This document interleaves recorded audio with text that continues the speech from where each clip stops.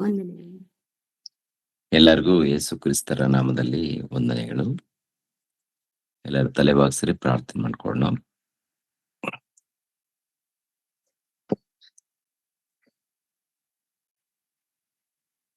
ಪ್ರಿಯ ಪರಲೋಕದಲ್ಲಿದ್ದ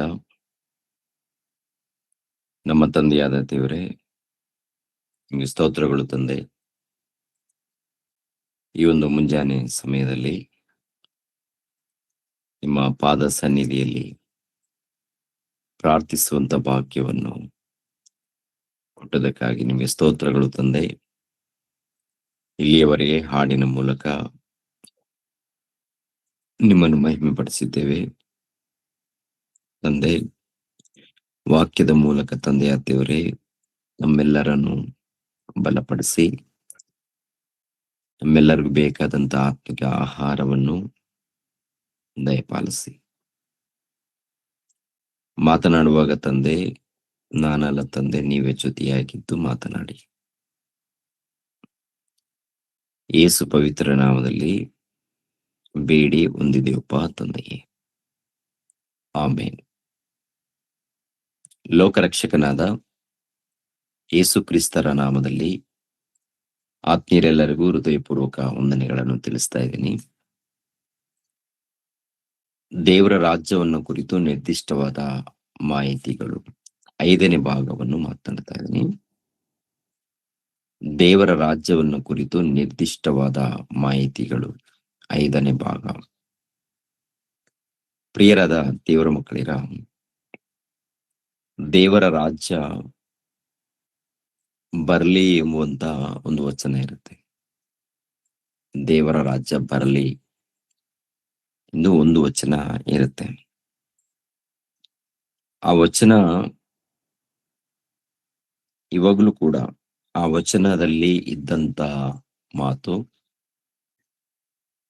ಪ್ರಾರ್ಥನೆ, ಇವಾಗಲೂ ಕೂಡ ಕ್ರೈಸ್ತರು ಆ ಪ್ರಾರ್ಥನೆಯನ್ನ ಮಾಡುವಂಥದ್ದು ನೋಡ್ತೀವಿ. ಆದರೆ ಆದಿಕಾಂಡ ಮೊದಲುಗೊಂಡು ಪ್ರಕಟಣೆ ಗ್ರಂಥದವರೆಗೆ ಪರಿಶೋಧನೆ ಮಾಡುವಾಗ ಹಳೆ ಒಡಂಬಡಿಕೆಯಲ್ಲಿ ದೇವರ ರಾಜ್ಯವನ್ನು ಕುರಿತು ಪ್ರವಾದನೆ, ಹಳೆ ಒಡಂಬಡಿಕೆಯಲ್ಲಿ ದೇವರ ರಾಜ್ಯವನ್ನು ಕುರಿತು ಪ್ರವಾದನೆ ಇರುತ್ತೆ. ಹೊಸ ಒಡಂಬಡಿಕೆಯಲ್ಲಿ ದೇವರ ರಾಜ್ಯವನ್ನು ಕುರಿತು ಆ ಪ್ರವಾದನೆ ನೆರವೇರುತ್ತೆ. ಇವಾಗ ನಾವೆಲ್ಲರೂ ಹೊಸ ಒಡಂಬಡಿಕೆ ಕಾಲದಲ್ಲಿ ಇದ್ದೀವಿ. ದೇವರ ರಾಜ್ಯದಲ್ಲಿ ಸೇರಿಸಲ್ಪಟ್ಟಿದ್ದೀವಿ. ಯೇಸು ಕ್ರಿಸ್ತರ ಸಭೆ ದೇವರ ರಾಜ್ಯ. ಈ ದೇವರ ರಾಜ್ಯ 1ನೇ ಶತಮಾನದಲ್ಲಿ ಯೇಸು ಕ್ರಿಸ್ತರ ಮರಣದ ಮೂಲಕ ಸ್ಥಾಪನೆಯಾಗುತ್ತೆ. ಸಿಲುಬೆ ಮರಣ ಹೊಂದಿ ಸಮಾಧಿ ಮಾಡಲ್ಪಟ್ಟು 3ನೇ ದಿನದಲ್ಲಿ ಎದ್ದು ಬರ್ತಾರೆ ನೋಡಿ. ಎದ್ದು ಬಂದ ತಕ್ಷಣ, ಎದ್ದು ಬಂದ ನಂತರ ಸ್ಥಾಪನೆ ಆಗುವಂಥದ್ದು. ಯೇಸು ಕ್ರಿಸ್ತರು 3ನೇ ದಿನದಲ್ಲಿ ಮಹಿಮೆ ಶರೀರವನ್ನ ಧರಿಸಿಕೊಂಡು ಬಂದ ಮೇಲೆ ಸಭೆ ಅನ್ನೋದು ಅಪೋಸ್ತಲರ ಮೂಲಕ ಸ್ಥಾಪನೆಯಾಗುತ್ತೆ. ಮುಖ್ಯವಾದ ಮೂಲೆಗಲ್ಲು ಯೇಸು ಕ್ರಿಸ್ತರು. ಅಪೋಸ್ತಲರು ಅವರು ಕೂಡ ಜೀವವುಳ್ಳ ಕಲ್ಲುಗಳಾಗಿ ಸಮರ್ಪಣೆಯಾಗಿದ್ದಾರೆ. ಈ ದೇವರ ರಾಜ್ಯ ಯೇಸು ಕ್ರಿಸ್ತರು 2ನೇ ಆಗಮನದವರೆಗೆ ಭೂಲೋಕದಲ್ಲಿ ಇರುತ್ತೆ. ಯಾರು ಈ ದೇವರ ರಾಜ್ಯಕ್ಕಾಗಿ ನೀತಿಗಾಗಿ ತವಕಪಡ್ತಾರೋ, ದೇವರ ರಾಜ್ಯದಲ್ಲಿ ಸೇರಿಸಲ್ಪಟ್ಟ ಮೇಲೆ ದೇವರ ರಾಜ್ಯಕ್ಕಾಗಿ ನೀತಿಗಾಗಿ ತವಕಪಡ್ತಾರೋ ಅವರಿಗೆ ಪರಲೋಕದಲ್ಲಿ ಒಂದು ಉನ್ನತ ಸ್ಥಾನ. ಪರಲೋಕದಲ್ಲಿ ಉನ್ನತ ಸ್ಥಾನ. ಈ ಲೋಕದಲ್ಲಿ ದೇವರ ರಾಜ್ಯ ಸ್ಥಾಪನೆ ಆಗ್ಬೇಕಾಗಿತ್ತು.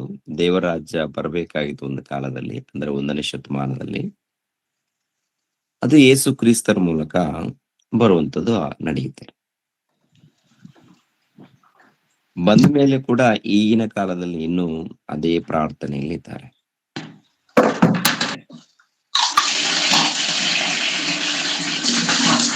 ನೋಡಿ ಮತ್ತೆ ಯಾರು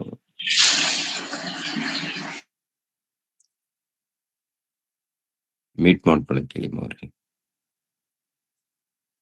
ಗಮನಿಸ್ಬೇಕು ಬೇರೆ. ದೇವರ ರಾಜ್ಯ ಬಂದ ಮೇಲೆ ದೇವರ ರಾಜ್ಯ ಬರ್ಲಿ ಅನ್ನುವಂತ ಪ್ರಾರ್ಥನೆ ವಾಕ್ಯಕ್ಕೆ ವಿರುದ್ಧವಾದ ಪ್ರಾರ್ಥನೆ. ದೇವರ ರಾಜ್ಯ ಬಂದ ಮೇಲೆ ಬರ್ಲಿ ಅಂತ ಪ್ರಾರ್ಥನೆ ವಾಕ್ಯಕ್ಕೆ ವಿರುದ್ಧವಾದಂತ ಪ್ರಾರ್ಥನೆ. ಇದು ನಮ್ಮ ಕ್ರೈಸ್ತರಿಗೆ ಅರ್ಥ ಆಗ್ತಾ ಇಲ್ವಾ ಅಂತ ನೋಡುವಾಗ ಬಿಡಿಸಿ ಹೇಳೋರು ಬೇಕು. ಬಿಡಿಸಿ ಅರ್ಥ ಆಗುವಂತ ರೀತಿಯಲ್ಲಿ ಬಿಡಿಸಿ ಹೇಳೋರು ಬೇಕು. ಗಮನಿಸ್ರಿ ಪ್ರಿಯರ ದೇವ್ರ ಮಕ್ಕಳಿರ, ಇವರು ಸಂಸ್ಥೆಗಳಿಗೆ ಒಳಪಟ್ಟಿರ್ತಾರೆ. ಬಹಳ ಮಂದಿ ಏನಪ್ಪಾ ಅಂದ್ರೆ ಸಂಸ್ಥೆಗಳು ಇರುವಂತದ್ದು ತಪ್ಪಲ್ಲ. ದೇವರ ಒಂದು ಸಭೆಯನ್ನ ಪಕ್ಕಕ್ಕಿಟ್ಟು ಸಂಸ್ಥೆಗಳಿಗೇನೆ ಮೊದಲೇ ಸ್ಥಾನ ಕೊಡುವಂತದ್ದು ತಪ್ಪು. ಸಂಸ್ಥೆಗಳು ಈ ಸಮಾಜದಲ್ಲಿ ಯಾವುದೋ ಕೆಲವು ಕಾರ್ಯಕ್ರಮಗಳನ್ನ ನಡೆಸ್ಕೊಳ್ಳೋದಕ್ಕೆ ಕಾರ್ಯಕ್ರಮ ಇರ್ಲಿ, ಅದು ಲೆಕ್ಕಪತ್ರ, ಆಮೇಲೆ ಕಾನೂನಲ್ಲಿ ಒಂದು ಟೈಪ್ ಆಗಿರುವಂತದ್ದು, ಇಲ್ಲಿ ತೊಂದರೆ ಇಲ್ಲ. ಆದ್ರೆ ದೇವರ ವಾಕ್ಯಗಳನ್ನ ಪಕ್ಕಕ್ಕಿಟ್ಟು, ದೇವರ ರಾಜ್ಯವೆಂಬ ಸಭೆಯನ್ನ ಪಕ್ಕಕ್ಕಿಟ್ಟು, ದೇವರನ್ನೇ ಪಕ್ಕಕ್ಕಿಟ್ಟು ಮಾಡುವಂತ ಕಾರ್ಯಕ್ರಮಗಳಿದೆ ನೋಡಿ, ಅದು ತಪ್ಪಾಗುತ್ತೆ. ಈ ಕಾಲದಲ್ಲಿ ಇದು ತಪ್ಪು, ಇದು ರೈಟು, ಇದು ಸರಿ ಇದೆ, ಇದು ತಪ್ಪಿದೆ ಅಂತ ಹೇಳ್ಬೇಕಾದ್ರೆ ವಾಕ್ಯಗಳನ್ನ ಪರಿಶೋಧನೆ ಮಾಡ್ಬೇಕಾಗತ್ತೆ. ವಾಕ್ಯಗಳನ್ನು ಪರಿಶೋಧನೆ ಮಾಡದೆ ಹೋದ್ರೆ ನಾವು ಮೋಸ ಹೋಗ್ತೀವಿ. ಅದಕ್ಕೆ ದೇವರು ಹೇಳುವಂತ ಮಾತೇನಂದ್ರೆ, ನೀವು ವಾಕ್ಯಗಳನ್ನ ಪರಿಶೋಧನೆ ಮಾಡಿ ತಿಳಿದುಕೊಳ್ಳಿ, ಪರಿಶೋಧನೆ ಮಾಡಿ ತಿಳಿದುಕೊಳ್ಳಿ ಅಂತಾರೆ. ಕೆಲವು ವಚನಗಳು ಓದುವಾಗ ಅರ್ಥ ಆಗಲ್ಲ. ಅರ್ಥ ಆಗದೆ ಇದ್ದಾಗ ಅದು ಸರಿ ಬಿಡು ಅಂತ ಹೇಳಿ ಅಡ್ಜಸ್ಟ್ ಮಾಡ್ಕೊಂಡು ಹೋಗ್ತಾರೆ. ಹುಡುಕೋದಕ್ಕೆ ಪ್ರಯತ್ನ ಮಾಡಲ್ಲ, ಅರ್ಥ ಮಾಡಿಕೊಳ್ಳೋದಕ್ಕೆ ಪ್ರಯತ್ನ ಮಾಡಲ್ಲ. ಅದರಲ್ಲಿ ಪ್ರಶ್ನೆಗಳು ಬಹಳ ಬರುತ್ತೆ. ಯಾವುದೇ ಪ್ರಶ್ನೆ ಆಗಿರ್ಬೋದು, ಆ ಪ್ರಶ್ನೆಗೆ ಉತ್ತರ ಕೊಡುವಂತದ್ದೇ ಸತ್ಯವೇದ ಗ್ರಂಥ. ಸತ್ಯವೇದ ಗ್ರಂಥದಲ್ಲಿ ಪ್ರತಿ ಪ್ರಶ್ನೆಗೆ ಉತ್ತರ ಸಿಗುತ್ತೆ. ಆದ್ರೆ ಸಮಯ ಹಿಡಿಯಬಹುದು. ಕೆಲವು ಪ್ರಶ್ನೆಗಳಿಗೆ ಬೇಗ ಉತ್ತರ ನಮ್ಗೆ ಅರ್ಥ ಆಗಲ್ಲ, ಕೆಲವು ಟೈಮ್ ಹಿಡಿಯುತ್ತೆ. ನಮ್ಗೆ ಅರ್ಥ ಆಗಿಲ್ಲ ಅಂತ ಹೇಳಿ ನಾವು ದುಡುಕ್ಬಾರ್ದು, ಯಾವುದೇ ಕಾರಣಕ್ಕೂ ದುಡುಕಕ್ ಹೋಗ್ಬಾರ್ದು. ಬೈಬಲಲ್ಲಿ ತಪ್ಪಿದೆ ಅಂತೇಳಿ ಮಾತಾಡಕ್ಕೂ ಹೋಗ್ಬಾರ್ದು. ಜಾಗ್ರತೆ ಪಡ್ಬೇಕು ಪ್ರಿಯರೇ. ಪ್ರಕಟಣೆ ಗ್ರಂಥ 20ನೇ ಅಧ್ಯಾಯ 1ನೇ ವಚನದಿಂದ ಕೆಲವು ವಚನಗಳನ್ನು ಓದೋಣ. ಪ್ರಕಟಣೆ ಗ್ರಂಥ 20ನೇ ಅಧ್ಯಾಯ 1ನೇ ವಚನದಿಂದ. ಆಗ ಒಬ್ಬ ದೇವದೂತನು ಅಧೋಲೋಕದ ಬೀಗದ ಕೈಯನ್ನು ದೊಡ್ಡ ಸರಪಣಿಯನ್ನು ಕೈಯಲ್ಲಿ ಹಿಡಿದುಕೊಂಡು ಪರಲೋಕದಿಂದ ಇಳಿದು ಬರುವುದನ್ನು ಕಂಡೆನು. ಅವನು ಪಿಶಾಚನೂ ಸೈತಾನನೂ ಆಗಿರುವ ಪುರಾತನ ಸರ್ಪನೆಂಬ ಘಟಸರ್ಪನನ್ನು ಹಿಡಿದು 1000 ವರ್ಷ ಬಂಧನದಲ್ಲಿಟ್ಟನು. ಆ 1000 ವರ್ಷ ತೀರುವ ತನಕ ಸೈತಾನನು ಇನ್ನು ಜನಗಳನ್ನು ಮರಳುಗೊಳಿಸದ ಹಾಗೆ ದೇವದೂತನು ಅವನನ್ನು ಅಧೋಲೋಕದಲ್ಲಿ ದೊಬ್ಬಿ ಬಾಗಿಲು ಮುಚ್ಚಿ ಅದಕ್ಕೆ ಮುದ್ರೆ ಹಾಕಿದನು. ಆ 1000 ವರ್ಷಗಳಾದ ಮೇಲೆ ಅವನಿಗೆ ಸ್ವಲ್ಪ ಕಾಲ ಬಿಡುಗಡೆ ಆಗಬೇಕು. ಸಾಕು ನೋಡಿ, ಗಮನಿಸಿ ಎಲ್ಲರೂ. ಇಲ್ಲಿ 20ನೇ ಅಧ್ಯಾಯ 1ನೇ ವಚನದಿಂದ ನೋಡುವಾಗ ಸೈತಾನನನ್ನ ದೇವರು ಬಂಧಿಸಿದ ಹಾಗೆ ಕಾಣುತ್ತೆ. ಸೈತಾನ್ ಬಂಧಿಸಿದ ಹಾಗೆ ಕಾಣುತ್ತೆ. 1000 ವರ್ಷ ಬಂಧನದಲ್ಲಿ. ಆಮೇಲೆ 1000 ವರ್ಷ ತೀರಿದ ಮೇಲೆ ಅವನಿಗೆ ಸ್ವಲ್ಪ ಕಾಲ ಬಿಡುಗಡೆ ಆಗ್ಬೇಕು ಅಂತ ಇರುತ್ತೆ. 1000 ವರ್ಷ ತೀರಿದ ಮೇಲೆ ಸ್ವಲ್ಪ ಕಾಲ ಬಿಡುಗಡೆ ಆಗ್ಬೇಕಂತಿರುತ್ತೆ. 4ನೇ ವಚನದಿಂದ 6ನೇ ವಚನದಲ್ಲಿ ಓದ್ಕೊಂಡು ಹೋದಾಗ ಅವನು ಬಿಡುಗಡೆ ಆದ್ಮೇಲೆ ಈ 1000 ವರ್ಷ ಪ್ರಾರಂಭ ಆಗುವ ರೀತಿಯಲ್ಲಿ ಕಾಣುತ್ತೇವೆ. 4ನೇ ವಚನ ಓದಿ. 4ನೇ ತರುವಾಯ ಸಿಂಹಾಸನಗಳನ್ನು ಕಂಡೆನು, ಅವುಗಳ ಮೇಲೆ ಜನರು ಕೂತಿದ್ದರು, ನ್ಯಾಯ ತೀರಿಸುವ ಅಧಿಕಾರ ಅವರಿಗೆ ಕೊಡಲ್ಪಟ್ಟಿತು. ಇದಲ್ಲದೆ ಯೇಸುವಿನ ವಿಷಯವಾದ ಸಾಕ್ಷಿಯ ನಿಮಿತ್ತವಾಗಿಯೂ ದೇವರ ವಾಕ್ಯದ ನಿಮಿತ್ತವಾಗಿಯೂ ತಲೆಹೊಯ್ಸಿಕೊಂಡವರ ಆತ್ಮಗಳನ್ನು ಮೃಗಕ್ಕೂ ಅದರ ವಿಗ್ರಹಕ್ಕೂ ನಮಸ್ಕರಿಸದೆ ತಮ್ಮ ಹಣೆಯ ಮೇಲೆ ಮತ್ತು ಕೈಯ ಮೇಲೆ ಗುರುತು ಹಾಕಿಸಿಕೊಳ್ಳದೆ ಇರುವವರನ್ನು ಕಂಡೆನು. ಅವರು ಜೀವಿತರಾಗಿ ಎದ್ದು 1000 ವರ್ಷ ಕ್ರಿಸ್ತನೊಂದಿಗೆ ಆಳಿದರು. ಸಾಕು. ಇದೇ ವಚನಗಳು ಕಂಟಿನ್ಯೂ ನಾವು ಓದ್ಕೊಂಡು ಹೋದ್ರೆ ಕೆಳಗಡೆ 7ನೇ ವಚನದಲ್ಲಿ ಒಂದು ಮಾತಿರುತ್ತೆ. 7ನೇ ವಚನ. ಆ 7ನೇ 1000 ವರ್ಷಗಳು ತೀರಿದ ಮೇಲೆ ಸೈತಾನನಿಗೆ ಸೆರೆಯಿಂದ ಬಿಡುಗಡೆಯಾಗುವುದು. ಸಾಕು ಅವನು ಸಾಕು ಸಾಕು 20ನೇ ಅಧ್ಯಾಯ 1ನೇ ವಚನದಿಂದ 3ನೇ ವಚನದವರೆಗೆ ನೋಡುವಾಗ ಸೈತಾನನು ಬಂಧಿಸಲ್ಪಡ್ತಾ ಇದ್ದಾನೆ. ಅವನನ್ನು ಬಂಧಿಸಲ್ಪಟ್ಟ ಮೇಲೆ ಅವನನ್ನು ಬಂಧಿಸಿದ ಮೇಲೆ 1000 ವರ್ಷದವರೆಗೆ ಅಲ್ಲಿರ್ಬೇಕು ಅಂತೇಳಿ ದೇವರು ತೀರ್ಮಾನ ಮಾಡಿದ್ದಾನೆ ಅನ್ನುವಂಥದ್ದು ನೋಡ್ತೀವಿ. 7ನೇ ವಚನದಲ್ಲಿ ನೋಡುವಾಗ ಆ 1000 ವರ್ಷಗಳು ತೀರಿದ ಮೇಲೆ ಸೈತಾನನಿಗೆ ಸೆರೆಯಿಂದ ಬಿಡುಗಡೆಯಾಗುವುದು. ಸೈತಾನನಿಗೆ ಸೆರೆಯಿಂದ ಬಿಡುಗಡೆಯಾಗುವುದು. 1ನೇ ವಚನದಿಂದ 3ನೇ ವಚನದವರೆಗೆ ನೋಡುವಾಗ ಅವನನ್ನು ಬಂಧಿಸಿದ್ದಾರೆ. 7ನೇ ವಚನದಲ್ಲಿ ನೋಡುವಾಗ ಅವನನ್ನು ಬಿಡುಗಡೆ ಮಾಡಿದ್ದಾರೆ. ಬಿಡುಗಡೆ ಆಗಿದೆ ಅನ್ನೋ ರೀತಿಯಲ್ಲಿ ನೋಡ್ತೀವಿ ಪ್ರಿಯರೇ. 1000 ವರ್ಷ. ಈ ಮಧ್ಯವಚನಗಳಲ್ಲಿ ಇದೆಯಲ್ಲ 4, 5, 6ನೇ ವಚನದಲ್ಲಿ ಇಲ್ಲಿ ಯೇಸು ಕ್ರಿಸ್ತರ ರಾಜ್ಯ ಪರಿಪಾಲನೆ ನಡೆಯುತ್ತೆ ಅನ್ನೋ ರೀತಿಯಲ್ಲಿ ಕಾಣುತ್ತೆ. ಆದ್ದರಿಂದ ಕೆಲವರು ಏನ್ ಅಂದ್ಕೊಳ್ತಾರೆ ಗೊತ್ತಾ? ಕೆಲವರು ಅಂದುಕೊಳ್ಳೋದೇನಂದ್ರೆ ಸೈತಾನನು ಬಂಧಿಸಲ್ಪಟ್ಟ ಮೇಲೆ ಯೇಸು ಕ್ರಿಸ್ತರ ರಾಜ್ಯ ಪರಿಪಾಲನೆ ಪ್ರಾರಂಭವಾಗುತ್ತೆ. ಸೈತಾನನು ಭೂಲೋಕದಲ್ಲಿ ಇದ್ದಾಗ ದೇವರ ರಾಜ್ಯ ಪರಿಪಾಲನೆ ಇರಲ್ಲ. ಯೇಸು ಕ್ರಿಸ್ತರ ರಾಜ್ಯ ಪರಿಪಾಲನೆ ಇರುವುದಿಲ್ಲ ಅಂತ ಹೇಳ್ತಾರೆ ಕೆಲವರು. ಅದನ್ನ ತುಂಬಾ ಜನ ಹಿಂಬಾಲಿಸೋರು ಕೂಡ ಇದ್ದಾರೆ. ಯೇಸು ಕ್ರಿಸ್ತರ ರಾಜ್ಯ ಪರಿಪಾಲನೆ ಯಾವಾಗ ಬರುತ್ತೆ ಅಂತ ಕೇಳಿದ್ರೆ ಸೈತಾನನು ಬಂಧಿಸಲ್ಪಟ್ಟ ಮೇಲೆ ಅಂತ. ಸೈತಾನನು ಬಂಧಿಸಲ್ಪಟ್ಟ ಮೇಲೆ ಯೇಸು ಕ್ರಿಸ್ತರ ರಾಜ್ಯ ಪರಿಪಾಲನೆ ಬರುತ್ತೆ. ಅಂದ್ರೆ ಯೇಸು ಕ್ರಿಸ್ತರ ರಾಜ್ಯ ಪರಿಪಾಲನೆ ನಡೆಯುವಂತಹ ಕಾಲದಲ್ಲಿ ಸೈತಾನನು ಇರೋದಿಲ್ಲ, ಅವನನ್ನ ದೇವರು ಬಂಧಿಸಿರ್ತಾರೆ ಅಂತೇಳಿ ಹೇಳ್ತಾರೆ ಈ ವಚನಗಳನ್ನ ತೋರಿಸಿ. ಆದರೆ ಪ್ರಿಯರಾದ ದೇವರ ಮಕ್ಕಳಿಗ, ಸೈತಾನನು ಇಲ್ಲದೆ ಹೋದ್ರೆ ಕ್ರಿಸ್ತನ ರಾಜ್ಯ ಪರಿಪಾಲನೆಗೆ ಏನಾದ್ರೂ ಅರ್ಥ ಇದೆಯಾ? ಸೈತಾನನು ಇಲ್ಲ. ಸೈತಾನನ ದೂತರು ಇಲ್ಲ ಅಂತ ತಿಳ್ಕೊಳ್ಳೋಣ. ದುರಾತ್ಮಗಳು ಯಾವುದು ಇಲ್ಲ ಅಂತ. ದುರಾತ್ಮಗಳು ಇಲ್ಲ, ಸೈತಾನನ ಒಂದು ಜೊತೆಲಿದ್ದಂತ ದುರಾತ್ಮಗಳು ಇಲ್ಲದೆ ಹೋದ್ರೆ ಯೇಸು ಕ್ರಿಸ್ತರ ರಾಜ್ಯ ಪರಿಪಾಲನೆ ಇದೆ ನೋಡಿ, ಅದಕ್ಕೇನಾದ್ರೂ ಅರ್ಥ ಇದೆಯಾ ಅಂತ. ರಾಜ್ಯ ಪರಿಪಾಲನೆ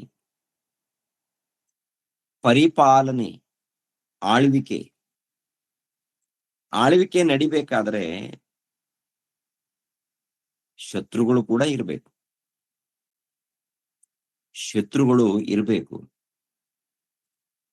ಶತ್ರುಗಳೇ ಇಲ್ಲ, ಮೋಸ ಮಾಡೋರೇ ಇಲ್ಲ, ಅನ್ಯಾಯ ಮಾಡೋರೇ ಇಲ್ಲ. ಎಲ್ಲ ಸಮಾಧಾನವಾಗಿದೆ. ಅದಕ್ಕೇನಾದ್ರೂ ಅರ್ಥ ಇರುತ್ತಾ ಈ ಲೋಕದಲ್ಲಿ? ಯಾರು ಮೋಸ ಮಾಡೋರೇ ಇರಲ್ಲ. ಯಾರು ಅನ್ಯಾಯ ಮಾಡೋದೇ ಇರಲ್ಲ. ಅಂದ್ಕೊಳ್ಳೋಣ, ಒಂದ್ಸಾರಿ ಅಂದ್ಕೊಳ್ಳೋಣ. ಆಗ ಪ್ರಿಯರ ದೇವ್ರ ಮಕ್ಳಿರ, ಮೋಸ ಮಾಡೋರು, ಅನ್ಯಾಯ ಮಾಡೋರು, ದರೋಡೆ ಮಾಡೋರು, ವಂಚಿಸೋರು, ಮನಸ್ಸನ್ನ ಕೆಡಿಸೋರು ಯಾರು ಇಲ್ಲದೆ ಇದ್ದಾಗ, ಕ್ರಿಸ್ತನು ನಮ್ಮೊಟ್ಟಿಗೆ ಇದ್ದು ಪರಿಪಾಲನೆ ಮಾಡೋದು ಏನಾದ್ರು ಪರಿಪಾಲನೆ, ಆಳ್ವಿಕೆ, ಅದಕ್ಕೇನಾದ್ರೂ ಅರ್ಥ ಇದೆ ಅಂತೀರಾ?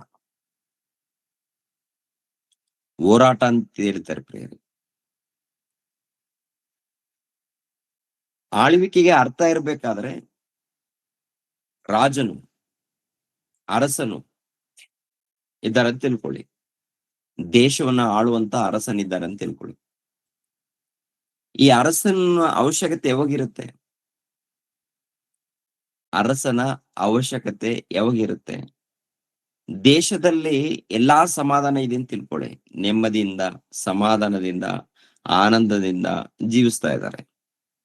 ಯಾವ ತೊಂದರೆ ಇಲ್ಲ, ಯಾವ ಕಿರಿಕಿರಿ ಇಲ್ಲ, ಎಲ್ಲ ಸಮಾಧಾನವಾಗಿದೆ. ಆ ಸಮಯದಲ್ಲಿ ಒಡೆಯರ ಇಲ್ಲ ಅರಸರ ಪಾಲನೆ ಬೇಕಾ? ಎಲ್ಲ ಸಮಾಧಾನ ಇದೆಯಲ್ಲ, ಯಾರು ಅನ್ಯಾಯ ಮಾಡ್ತಾ ಇಲ್ಲ, ಮೋಸ ಮಾಡ್ತಾ ಇಲ್ಲ, ಯಾರ ಕಷ್ಟ ಅವ್ರು ತಿಂತಾ ಇದ್ದಾರೆ, ಯಾರ ಕಷ್ಟ ಅವರು ಭುಜಿಸ್ತಾ ಇದ್ದಾರೆ, ಯಾರ ಕಷ್ಟ ಅವರು ಅನುಭವಿಸ್ತಾ ಇದ್ದಾರೆ, ಎಲ್ಲರೂ ಸಂತೋಷವಾಗಿದ್ದಾರೆ. ಅಂತ ಸಮಯದಲ್ಲಿ ಅರಸನ ಪಾಲನೆ ಬೇಕಾ? ಅರಸನ ಆಳ್ವಿಕೆ ಯಾವಾಗ ಬೇಕಾಗುತ್ತೆ? ಶತ್ರುಗಳಿದ್ದಾಗ. ಅರಸನ ಆಳ್ವಿಕೆ ಶತ್ರುಗಳಿದ್ದಾಗ. ಶತ್ರುಗಳಿದ್ದಾಗಲೂ ಕೂಡ ನೀತಿ, ನ್ಯಾಯ, ಧರ್ಮದಿಂದ ಅವ್ರು ಹೋರಾಡ್ತಾರೆ ನೋಡಿ. ಅದಕ್ಕೆ ಅರ್ಥ ಇರುತ್ತೆ ಪ್ರಿಯರೇ. ನಿಜವಾದ ಅರ್ಥ ಶತ್ರುಗಳು ಇದ್ದಾಗ್ಲೇನೆ ಅರಸನು. ಏನ್ರಿ, ಹಳೆ ಒಡಂಬಡಿಕೆ ಮೊದಲುಗೊಂಡು ಆಲೋಚನೆ ಮಾಡುವಾಗ ಒಬ್ಬ ಅರಸನನ್ನ ನೇಮಿಸಿದ್ದಾರೆ ಅಂದಾಗ ಅಲ್ಲಿ ಶತ್ರುಗಳಿದ್ದಾರೆ. ಯಾವುದೇ ಅರಸನನ್ನ ನೇಮಿಸಿದ್ದಾರೆ ಅಂದ್ರೆ ಶತ್ರುಗಳಿದ್ದಾರೆ. ಆ ಒಂದು ದೇಶದ ಮೇಲೆ ಅರಸನಿದ್ದಾನಂದ್ರೆ ಅಕ್ಕಪಕ್ಕ ದೇಶದವರು ಆ ದೇಶ ಮೇಲೆ ಶತ್ರುಗಳಿದ್ದಾರೆ. ಇವಾಗ ದೇವರ ರಾಜ್ಯದಲ್ಲಿ ಮುಖ್ಯವಾದಂತ ಅರಸರು ಯಾರಪ್ಪ ಅಂತ ನೋಡುವಾಗ ಪ್ರಭು ಬಂದು ತನ್ನ ಭಕ್ತರಿಗೆ ಅಧಿಕಾರ ಕೊಟ್ಟಿದ್ದಾರೆ. ಇವರು ಕೂಡ ಏನ್ರಿ ಅರಸರು ಅಂತ. ಆಳ್ವಿಕೆ ಮಾಡ್ಬೇಕು, ಇವರು ಪಾಲನೆ ಮಾಡ್ಬೇಕು. ಲೋಕದಲ್ಲಿ ಪಾಲನೆ, ಲೋಕದ ಸಂವಿಧಾನವನ್ನ ಆಧಾರ ಮಾಡಿಕೊಂಡು ಪಾಲನೆ ಮಾಡ್ತಾರೆ. ದೇವರ ರಾಜ್ಯದಲ್ಲಿ ಸೇರಿಸಲ್ಪಟ್ಟಂತ ಈ ಪಾಲನೆ ಸತ್ಯವೇದ ಗ್ರಂಥವನ್ನ ಕೈಯಲ್ಲಿ ಹಿಡಿದುಕೊಂಡು ಪಾಲನೆ ಮಾಡುವಂಥದ್ದು. ಸತ್ಯವೇದ ಗ್ರಂಥವನ್ನ ಹಿಡಿದುಕೊಂಡು ದೇವರ ರಾಜ್ಯ ಪರಿಪಾಲನೆ. ಈ ದೇವರ ರಾಜ್ಯ ಪರಿಪಾಲನೆ, ಇದಕ್ಕೆ ಮುಖ್ಯಸ್ಥನು ಯೇಸು ಪ್ರಭು. ಸಭೆಗೆ ತಲೆ ಯೇಸು ಪ್ರಭು, ಶಿರಸ್ಸು ಅಂದಾಗ ಸಂಪೂರ್ಣ ಆಲೋಚನೆಗಳು ಅವ್ರದೇ. ಕಾನೂನು, ಆಜ್ಞೆಗಳು, ಈ ದೇವರ ರಾಜ್ಯಕ್ಕೆ ಸಂಬಂಧಪಟ್ಟಂತ ಆಜ್ಞೆಗಳು,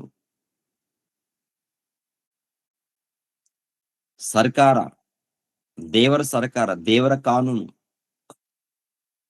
ದೇವರ ಕಾನೂನು. ಮುಖ್ಯಸ್ಥರು ಯೇಸು ಪ್ರಭು. ಯೇಸು ಕ್ರಿಸ್ತರ ಆಲೋಚನೆ ಮೇರೆಗೆ ಸಭೆ ನಡಿಬೇಕು, ಸಭೆ ಪಾಲನೆ ಮಾಡಬೇಕು.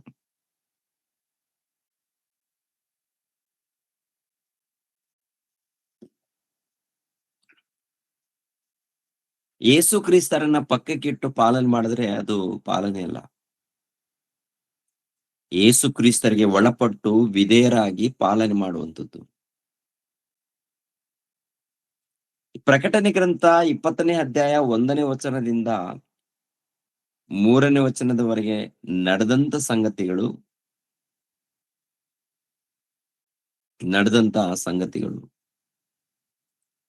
ಅಂದ್ರೆ ಆದಿಕಾಂಡ ನೋಡುವಾಗ 3ನೇ ಅಧ್ಯಾಯದಲ್ಲಿ ಮೊಟ್ಟ ಮೊದಲು ಜಗತ್ತುಂಟು ಮಾಡ್ತಾರೆ. 1ನೇ ಅಧ್ಯಾಯದಲ್ಲಿ ನೋಡುವಾಗ ಜಗತ್ತನ್ನು ಉಂಟು ಮಾಡ್ತಾರೆ, ಸೂರ್ಯ ಚಂದ್ರ ನಕ್ಷತ್ರಗಳನ್ನು. ಆಮೇಲೆ ಆದಾಮನನ್ನು ಅವ್ವಳನ್ನು ಉಂಟು ಮಾಡ್ತಾರೆ. ಆದಾಮನನ್ನು ಅವ್ವಳನ್ನು ಉಂಟು ಮಾಡಿ ಅವರನ್ನು ಆಶೀರ್ವಾದ ಮಾಡಿ ಏದೇನು ತೋಟದಲ್ಲಿ ಅವರನ್ನು ಸೇರಿಸಿದ ಮೇಲೆ ಏದೇನ್ ತೋಟದಲ್ಲಿ ಅವರು ಇರ್ತಾರೆ. ಆಮೇಲೆ ಸೈತಾನನು ಎಂಟ್ರಿ ಆಗ್ತಾನೆ ಘಟಾಸರ್ಪದ ಮೂಲಕ. ಎಲ್ಲಿಂದ ಬಂದ ಇವನು? ಎಲ್ಲಿಂದ ಬಂದ? ಭೂಲೋಕದಲ್ಲೇ ಇದ್ದಾನ? ಅವನು ಭೂಲೋಕದಲ್ಲೇ ಇದ್ದಾನ? ಘಟಾಸರ್ಪ ಆಗೋದಕ್ಕೆ ಕಾರಣ ಏನು? ಅದಕ್ಕಿಂತ ಮುಂಚಿತವಾಗಿ ಮಾನವರಿದ್ದಾರ? ಮೊಟ್ಟ ಮೊದಲು ಮನುಷ್ಯನು ಆದಾಮನು, ಆಮೇಲೆ ಅವ್ವಳು. ಸೈತಾನನ್ ಎಲ್ಲಿಂದ ಬಂದ? ತುಂಬಾ ಜನ ಅಂದ್ಕೊಳ್ತಾರೆ ಇದು ಪ್ರಕಟಣೆ ಗ್ರಂಥ ಈ 12ನೇ ಅಧ್ಯಾಯದಲ್ಲಿ ಯುದ್ಧ ನಡೆದಿದೆಯಲ್ಲ, ಅದು ಯೇಸು ಕ್ರಿಸ್ತರ ಸಭೆ ಪ್ರಾರಂಭವಾದ ಮೇಲೆ ಯುದ್ಧ ನಡೆದಿದೆ ಅಂತೇಳಿ ಕೆಲವರು ಅಂದುಕೊಳ್ತಾರೆ. ಯೇಸು ಕ್ರಿಸ್ತರ ಸಭೆ ಪ್ರಾರಂಭವಾದ ಮೇಲೆ ಯುದ್ಧ ಇದೆ. ಯೇಸು ಕ್ರಿಸ್ತರು 1ನೇ ಶತಮಾನದಲ್ಲಿ ಬಂದು ಯೇಸು ಕ್ರಿಸ್ತರ ಸಭೆ ಪ್ರಾರಂಭವಾದ ಮೇಲೆ ಆತ್ಮಿಕವಾದಂತ ಯುದ್ಧ ಬಹಳ ನಡೆದಿದೆ. ಆದ್ರೆ ಈ ವಚನ ಬಂದು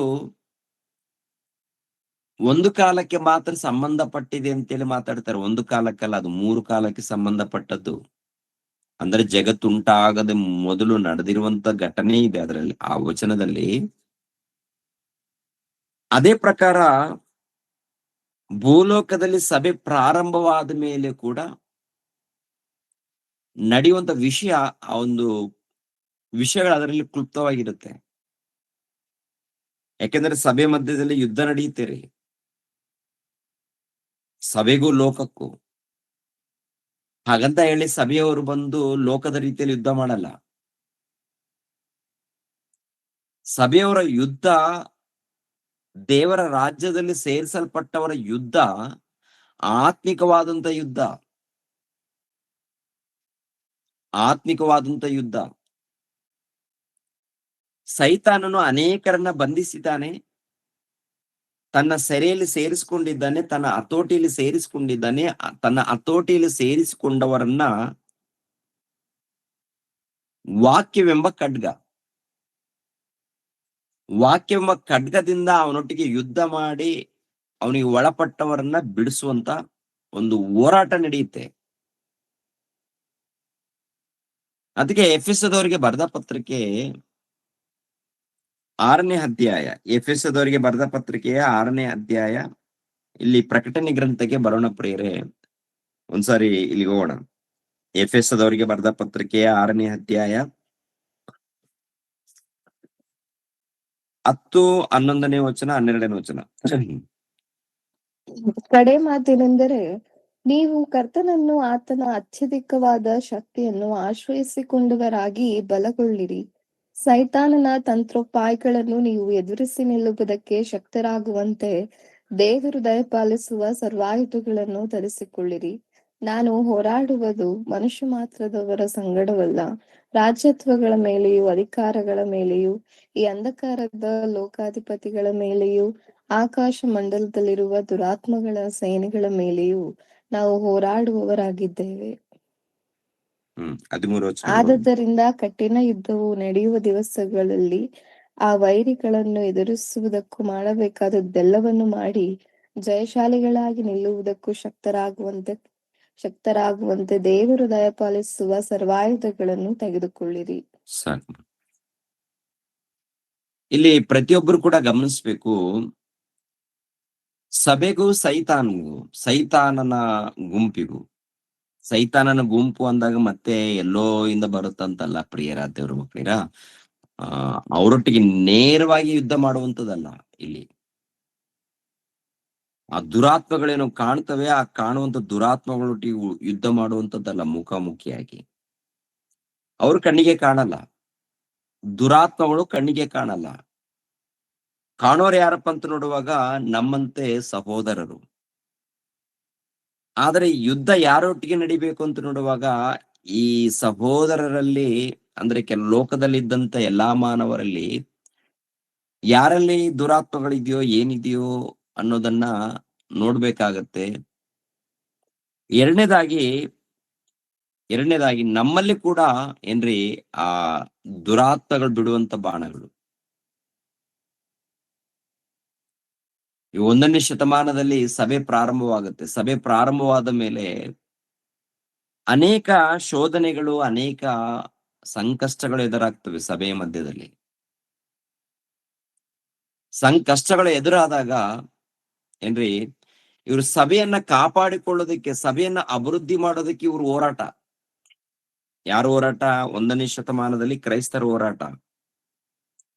ಆಗ ಈ ಲೋಕದಲ್ಲಿ ಇದ್ದಂತ ಅನೇಕ ಮಂದಿ ಅವರನ್ನು ಕುರಿತು ಹೇಳಿರುವಂತ ಮಾತೇನಪ್ಪ ಅಂತ ನೋಡುವಾಗ 13, ಆದದರಿಂದ ಕಠಿಣ ಯುದ್ಧವು ನಡೆಯುವ ದಿವಸಗಳಲ್ಲಿ ಆ ವೈರಿಗಳನ್ನು ಎದುರಿಸುವುದಕ್ಕೂ ಮಾಡಬೇಕಾದದೆಲ್ಲವನ್ನು ಮಾಡಿ ಜಯಶಾಲಿಗಳಾಗಿ ನಿಲ್ಲುವುದಕ್ಕೂ ಶಕ್ತರಾಗುವಂತೆ ದೇವರು ದಯಪಾಲಿಸುವ ಸರ್ವ ಆಯುಧಗಳನ್ನು ತೆಗೆದುಕೊಳ್ಳಿರಿ. ಅಂದ್ರೆ ಲೋಕದಲ್ಲಿ ಅಂಧಕಾರದ ದೊರೆತನ, ಕೆಲವರು ಅಧಿಕಾರಿಗಳ ಬಳಿಯಲ್ಲಿ, ಕೆಲವರು ಬಳಿಯಲ್ಲಿ ದುರಾತ್ಮಗಳು ಕೆಲಸ ಮಾಡ್ತವೆ. ಕೆಲವು ಸಂದರ್ಭಗಳಲ್ಲಿ ಅವರ ಬಳಿಯಲ್ಲಿ ಕೂಡ ನಾವು ಯುದ್ಧ ಮಾಡ್ಬೇಕಾಗುತ್ತೆ. ಆತ್ಮಿಕವಾದಂತ ಯುದ್ಧ, ಆತ್ಮಿಕವಾದಂತ ಯುದ್ಧ. 1ನೇ ಶತಮಾನದಲ್ಲಿ ಕಠಿಣವಾಗಿ ಪ್ರಿಯರೇ, ಏನ್ ಗೊತ್ತಾ, ಯೇಸು ಕ್ರಿಸ್ತರನ್ನು ನಂಬಿಕೊಂಡು ಬದುಕಿದರೆ ಅದು ರೋಮನರಿಗೆ ಗೊತ್ತಾದ್ರೆ ಅವರನ್ನು ಕಂಡಲ್ಲೇ ಕೊಂದಾಗ್ಬೇಕು ಎಂಬುವಂತ ಆಜ್ಞೆ ಮಾಡುತ್ತೆ. ಅವರನ್ನು ಕಂಡ ಸ್ಥಳದಲ್ಲೇ. ಅಂತ ಸಮಯದಲ್ಲಿ ಹೇಗೆ ಅವರು ಹೋರಾಡ್ತಾರೆ? ಹೇಗೆ ಅವರು ಹೋರಾಟ? ಹೇಗೆ ಅವರು ಹೋರಾಟ? ಆತ್ಮಿಕವಾಗಿ ಹೋರಾಟ, ಜಾಣರಾಗಿ ಹೋರಾಟ, ಬುದ್ಧಿವಂತರಾಗಿ ಹೋರಾಟ ಮಾಡ್ಬೇಕು. ಹಾಗಂತ ಅವರೊಟ್ಟಿಗೆ ಯುದ್ಧ ಮಾಡುವಂತದ್ದಲ್ಲ. ಭೌತಿಕವಾಗಿ, ಆತ್ಮಿಕವಾಗಿ ಅವರು ಹೋರಾಡ್ತಾರೆ. ದೇವರ ವಾಕ್ಯವನ್ನ ಕಾಪಾಡಿಕೊಳ್ಳಬೇಕು, ದೇವರ ವಾಕ್ಯವನ್ನ ಅಭಿವೃದ್ಧಿ ಮಾಡಬೇಕು, ಯೇಸು ಕ್ರಿಸ್ತರ ರಾಜ್ಯ ಸುವಾರ್ತೆಯನ್ನ ಅನೇಕರಿಗೆ ತಲುಪಿಸ್ಬೇಕು, ಅವರನ್ನ ಕಾಪಾಡಿಕೊಳ್ಬೇಕು.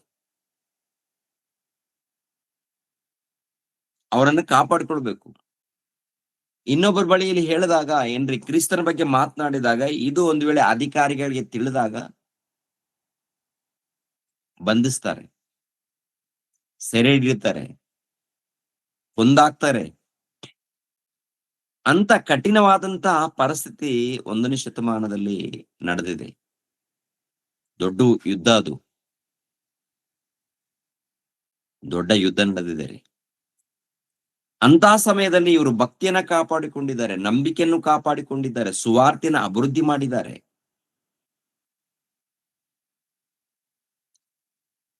ಈ ಒಂದು ವಿಷಯವನ್ನ ಪ್ರಕಟಣೆ ಗ್ರಂಥದಲ್ಲಿ ಪರಿಶೋಧನೆ ಮಾಡುವಾಗ ಆ ಮೃಗಗಳು ಅಂತಾರೆ ಏನ್ರಿ, ಪ್ರಕಟಣೆ ಗ್ರಂಥದಲ್ಲಿ ನೋಡುವಾಗ ಮೃಗಗಳು, ಘಟ ಸರ್ಪ, ಮೃಗಗಳು ಅಂದಾಗ ಮತ್ತೆ ಬೇರೆ ಯಾರಲ್ಲ, ಚಕ್ರವರ್ತಿಗಳು, ಇಲ್ಲ ಸಾಮ್ರಾಜ್ಯ, ಅರಸರು. ಕೊಂಬುಗಳಂತ ಇರುತ್ತೆ ನೋಡಿ, ಕೊಂಬುಗಳು ಅಂದಾಗ 10 ಕೊಂಬುಗಳು, 7 ತಲೆಗಳು. ಅರಸರಿಗೆ ಹೋಲಿಸ್ತಾರೆ, ಚಕ್ರವರ್ತಿಗೂ ಹೋಲಿಸ್ತಾರೆ, ಸಾಮ್ರಾಜ್ಯಕ್ಕೆ, ಮೃಗಕ್ಕೆ ಹೋಲಿಸ್ತಾರೆ. ಅವರ ಕಾಲದಲ್ಲಿ ಒಂದು ರೀತಿಯಲ್ಲಿ ಯುದ್ಧ ಇದೆ.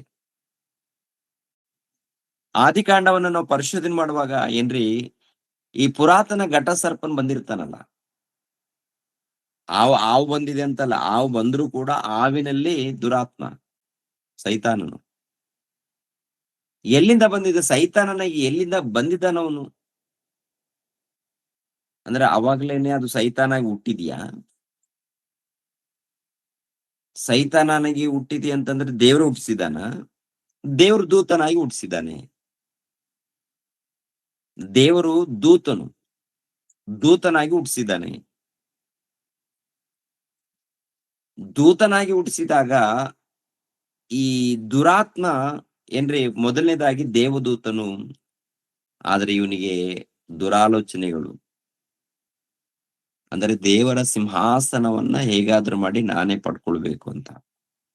ದೇವ್ರು ತನ್ನ ಮಕ್ಕಳಿಗೆ ಸಿಂಹಾಸನ ಕೊಡ್ಬೇಕು ಅಂತ ಯೋಚನೆ ಮಾಡ್ತಾ ಇದ್ದಾನಲ್ಲ, ಅದ್ಯಾಕೆ ನಾನೇ ಪಡ್ಕೊಳ್ಳೋಣ? ನಾವೇ ಪಡ್ಕೊಂಡ್ರೆ ಹೇಗಿರುತ್ತೆ? ತನ್ನ ಮಕ್ಕಳಿಗೆ ಕೊಡ್ತಾನಂತ ಹೇಳ್ತಾನಲ್ಲ, ಅದ್ಯಾಕೆ ನಾವೇ ಪಡ್ಕೊಂಡ್ರೆ ಆಯ್ತಲ್ಲ, ಈ ಸಿಂಹಾಸನ ಚೆನ್ನಾಗಿರುತ್ತಲ್ಲ, ನಮ್ಗೆ ಯಾಕೆ ಕೊಡಲ್ಲ ಆತ? ನೋಡೋಣ, ಪ್ರಯತ್ನ ಮಾಡೋಣ. ಆಮೇಲೆ ಯುದ್ಧ ಆದ್ಮೇಲೆ ಬಂಧಿಸಲ್ಪಡ್ತಾನೆ. ಇದು ನಡೆಯುತ್ತೆ, ಲೋಕ ಉಂಟಾಗೋದು ಮುಂಚಿತವಾಗಿ ಇದು ನಡೆಯುತ್ತೆ. ತುಂಬಾ ಜನ ಇದು ಒಪ್ಪಲ್ಲ.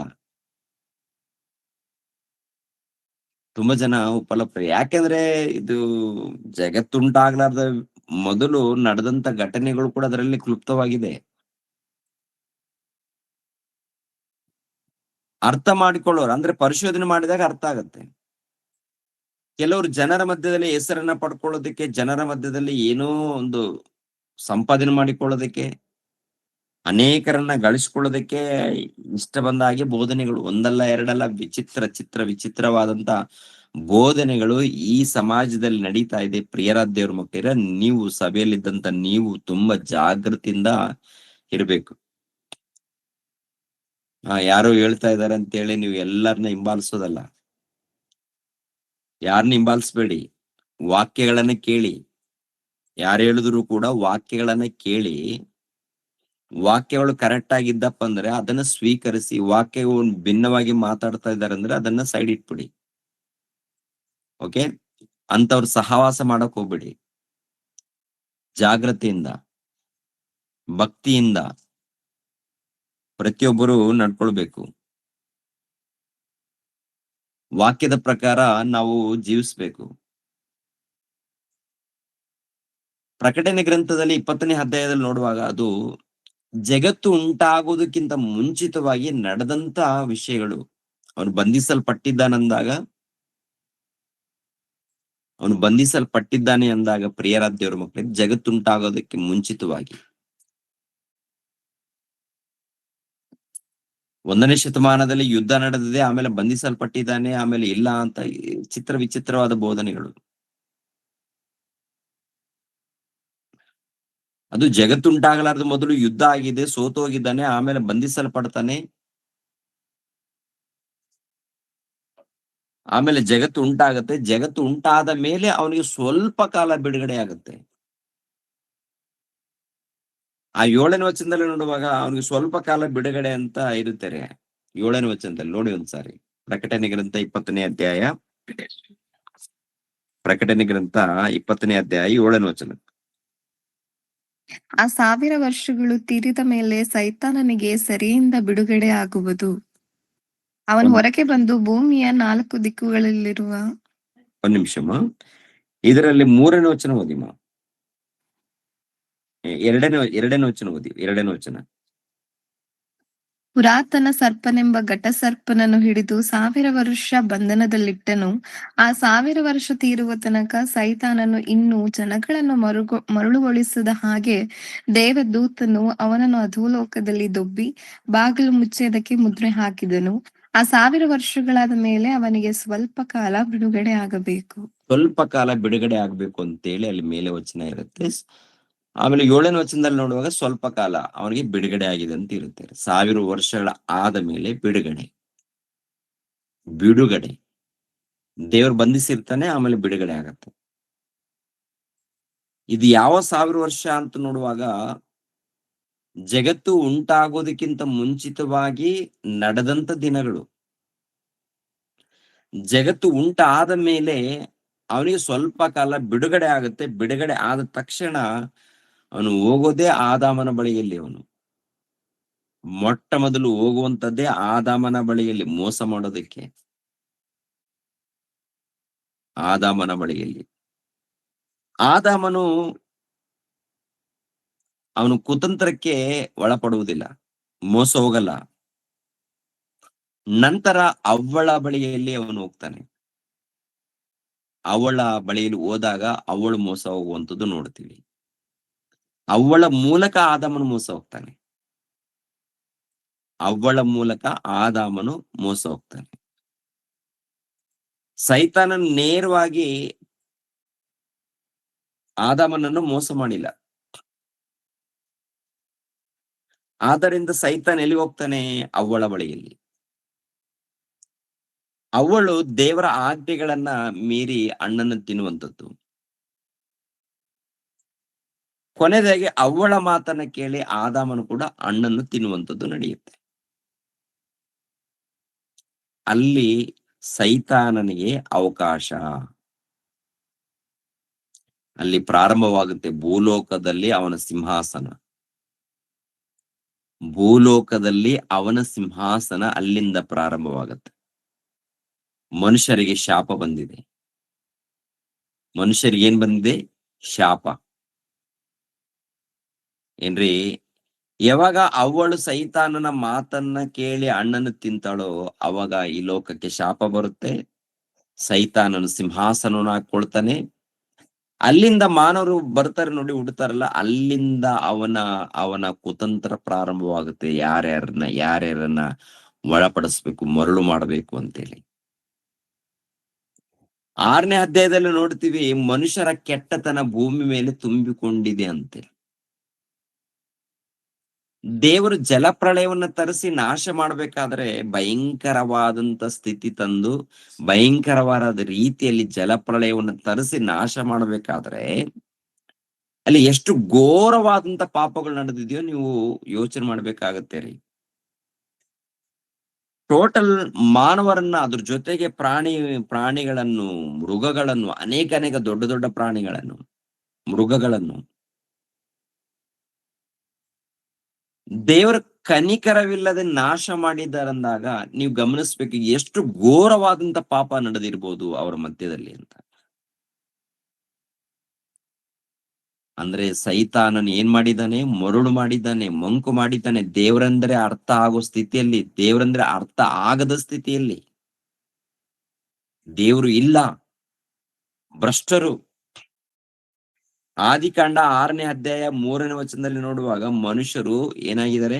ಭ್ರಷ್ಟರಾಗಿದ್ದಾರೆ, ದುಷ್ಟರು ಆಗಿದ್ದಾರೆ, ಕೆಟ್ಟವರು. ಭ್ರಷ್ಟರು ಅಂದಾಗ ದೇವರ ಧರ್ಮವನ್ನ ಮೀರುವವರು, ದೇವರನ್ನ ತಿಳಿಯದವರು, ದೇವರನ್ನ ಅರ್ಥ ಮಾಡಿಕೊಳ್ಳದವರು, ದೇವರಿಗೆ ವಿಧೇಯರಾಗದವರು, ದೇವರು ಇಲ್ಲ ಅಂತ ಹೇಳುವವರು. ಎಲ್ಲಾ ಗುಂಪಿದೆ ಅದರಲ್ಲಿ. ದೇವರಿಲ್ಲ. ಅದಕ್ಕೆ ತಿನ್ಬೇಕು, ಕುಡಿಬೇಕು, ಎಂಜಾಯ್ ಮಾಡ್ಬೇಕು. ಎಷ್ಟು ಮದುವೆ ಮಾಡ್ಕೊಳ್ತೀರಾ ಮಾಡ್ಕೊಳ್ಳಿ, ನಿಮ್ಗೆ ಏನ್ ಅನ್ಸುತ್ತೋ ಅದನ್ನ ಮಾಡಿ. ದೇವರು ನೀರಿನ ಮೂಲಕ ಅವರನ್ನ ಉಸಿರುಗಟ್ಟಿ ಕೊಂದಾಕಿದ್ದಾರೆ ಅಂದಾಗ ಅಂತ ಘೋರವಾದಂತ ಪರಿಸ್ಥಿತಿ ತಂದು ಅವ್ರನ್ನ ನಾಶ ಮಾಡಿದಾರೆ ಅಂದಾಗ ಪ್ರಿಯರೇ, ಭಯಂಕರವಾದಂತ ಪಾಪದಲ್ಲಿದ್ದಾರೆ. 7ನೇ ವಚನದಲ್ಲಿ ನೋಡ್ತೀವಲ್ವಾ, ಅವನಿಗೆ ಸ್ವಲ್ಪ ಕಾಲ ಬಿಡುಗಡೆ. ಅಲ್ಲಿಂದ ಪ್ರಾರಂಭವಾಗುತ್ತೆ, ಅಲ್ಲಿಂದ ಪ್ರಾರಂಭವಾಗುತ್ತೆ.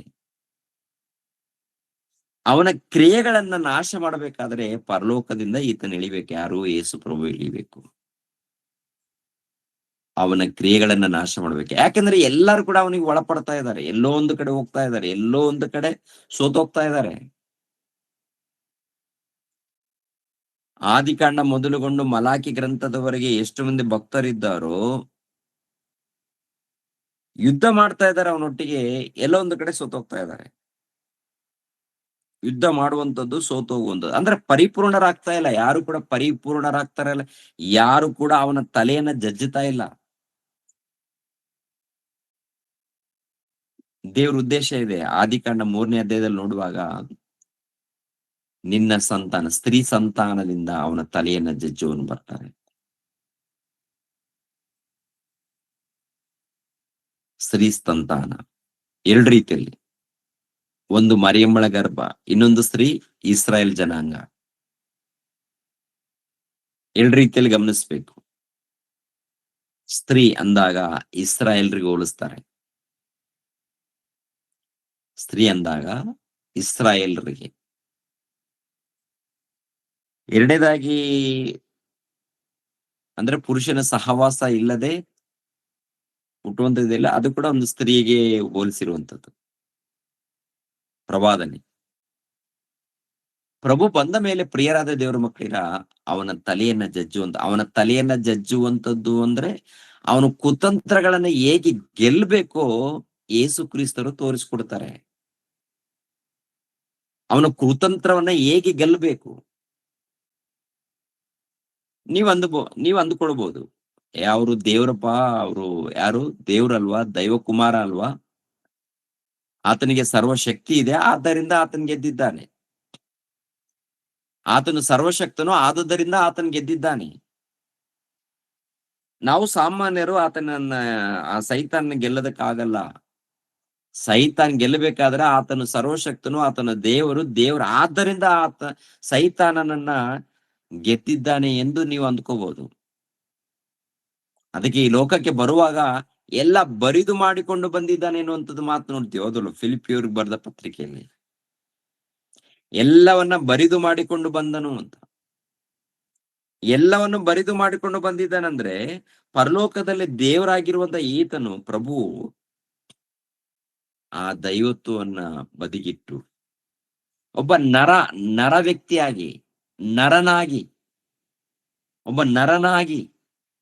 ಒಬ್ಬ ಸಾಮಾನ್ಯನಾಗಿ, ಅಂದ್ರೆ ನಿನ್ನಂತೆ ಶರೀರ, ನನ್ನಂತೆ ಶರೀರವನ್ನ ಧರಿಸಿಕೊಂಡು ಒಬ್ಬ ಸಾಮಾನ್ಯನಾಗಿ ಬಂದು ಅವನನ್ನ ಜಯಿಸಿದ್ದಾನೆ. ಎರಡನೇದಾಗಿ ತನ್ನ ಭಕ್ತರಿಗೆ ತಿಳಿಸ್ಕೊಟ್ಟಿದ್ದು, ನಾನು ಅವನನ್ನ ಜಯಿಸಿದ್ದೀನಿ, ನೀವು ಕೂಡ ಅವನನ್ನ ಜಯಿಸಬಹುದು, ಸುಲಭವಾಗಿ ಜಯಿಸಬಹುದು ಅಂತ. ಸುಲಭವಾಗಿ ಅವನನ್ನ ಜಯಿಸಬೇಕಾದ್ರೆ ಸರ್ವಾಯುಧಗಳನ್ನ ಧರಿಸಿಕೊಳ್ರಿ. ಸರ್ವಾಯುಧಗಳು ಅಂದಾಗ ವಾಕ್ಯಗಳು. ಈ ವಾಕ್ಯಗಳು ಆದಿಕಾಂಡ ಮೊದಲುಗೊಂಡು ಪ್ರಕಟಣೆ ಗ್ರಂಥದವರೆಗೆ ಓದುವಾಗ, ಈ ವಾಕ್ಯಗಳನ್ನ ಧ್ಯಾನಿಸುವಾಗ, ಆ ವಾಕ್ಯಗಳು ಹೃದಯದಲ್ಲಿ ಇರುವಾಗ ಅವಾಗ ಅವನನ್ನ ಗೆಲ್ಲೋದಕ್ಕೆ ಅವಕಾಶ ಇರುತ್ತೆ. ಯಾಕಂದ್ರೆ ಅವನು ಬಿಡ್ತಾ ಇರ್ತಾನೆ, ಅನೇಕ ಆಲೋಚನೆಗಳು ಬಿಡ್ತಾ ಇರ್ತಾನೆ. ಅವನು ನಮ್ಮನ್ನ ನಾಶ ಮಾಡೋದಕ್ಕೆ, ನಮ್ಮನ್ನ ತನ್ನ ಹತೋಟಿಯಲ್ಲಿ ಸೇರಿಸಿಕೊಳ್ಳೋದಕ್ಕೆ ಅನೇಕ ಆಲೋಚನೆಗಳು.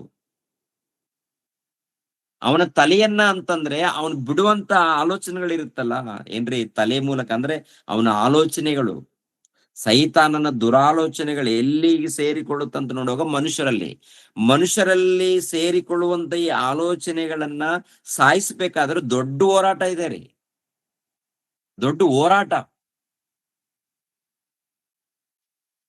ಅದಕ್ಕೆ ಜ್ಞಾನೋಕ್ತಿಗಳ ಗ್ರಂಥದಲ್ಲಿ 16ನೇ ಅಧ್ಯಾಯದಲ್ಲಿ ಒಂದು ಮಾತು ನೋಡ್ತೀವಿ ಪ್ರೇರೆ. ಜ್ಞಾನೋಕ್ತಿಗಳ ಗ್ರಂಥದಲ್ಲಿ ಒಂದ್ಸರಿ ಈ ಸಂದರ್ಭದಲ್ಲಿ ಆ ಮಾತನ್ನು ನೋಡೋಣ. 16 ಅನ್ಸುತ್ತೆ, 16ನೇ ಅಧ್ಯಾಯ, ಸರಿ, 16ನೇ ಅಧ್ಯಾಯ 32ನೇ ವಚನ.